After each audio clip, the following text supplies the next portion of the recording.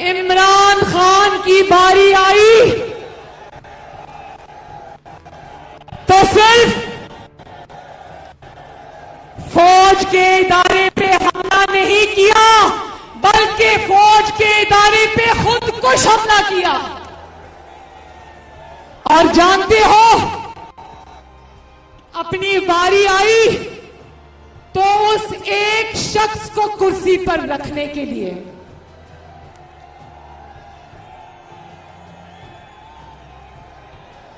اس ایک شخص کو جو کہ خفیہ ادارے کا سربراہ ہے اس کو کرسی پر رکھنے کے لیے وہ شخص جو تمہاری کرسی بچاتا ہے وہ شخص جو تمہاری حکومت چلاتا ہے وہ شخص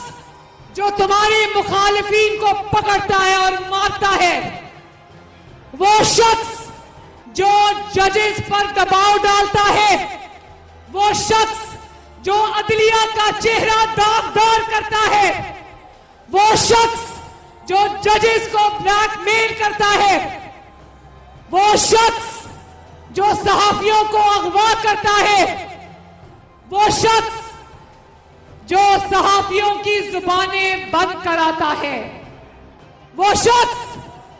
جو نوکریوں سے صحافیوں کو نکلواتا ہے وہ شخص جو تمہارے لیے چینلز کو بند کراتا ہے وہ شخص جو تمہارے لیے ڈبے بھی اٹھواتا ہے اور الیکشن چوری بھی کرتا ہے. ووٹ کو عزت دو ووٹ کو عزت دو ووٹ کو عزت دو ووٹ کو عزت دو ووٹ کو عزت دو. اور کون جانتی ہے کہ تم نے کسی اصول کی خاطر تم نے یہ تقرریوں کا مذاق نہیں بنایا. ان تقرریوں کا مذاق تم نے اپنی اقتدار کی ڈوبتی ہوئی کشتی کو بچانے کے لیے کیا ہے. اور پھر ایک منٹ اور کہتے ہو عوام کو بے وقوف سمجھتے ہو لوگوں کو بے وقوف سمجھتے ہو کہتے ہو کہ لوگوں کو کہو کہ یہ تقرری میں نے اس لیے روکی کیونکہ وہ شخص افغانستان کے ساتھ ڈیل کر رہا تھا. تو جس نے پاکستان کا بیڑا غرق کر دیا جس نے پاکستان کے عوام کو ایک کے بعد ایک تباہی کی پیچھے دھکیلا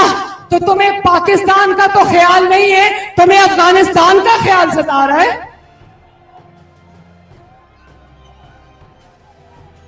میرے بھائیوں میرے بزرگوں میری بہنوں میں آپ کو ایک بات بتا دوں یہ جانتا ہے کہ وہ شخص اگر اس کرسی سے ہٹا تو عمران خان کی جعلی حکومت 2 دن کے اندر دھڑام سے زمین کے بل آ کر زمین پر گر جائے. YouTube پر گوگلی نیوز دیکھنے کے لیے youtube.com کی سرچ بار میں googly news T V type کریں. گوگلی نیوز کے پیج پر سرخ رنگ کے سبسکرپشن والے بٹن پر کلک کرنا نہ بھولیے. YouTube پیج پر اپلوڈ ہونے والی ویڈیوز سے باخبر رہنے کے لیے بیل آئیکن پر کلک کیجیے. آپ کو ہر نئی ویڈیو کے بارے میں نوٹیفیکیشن موصول ہو جائے گا.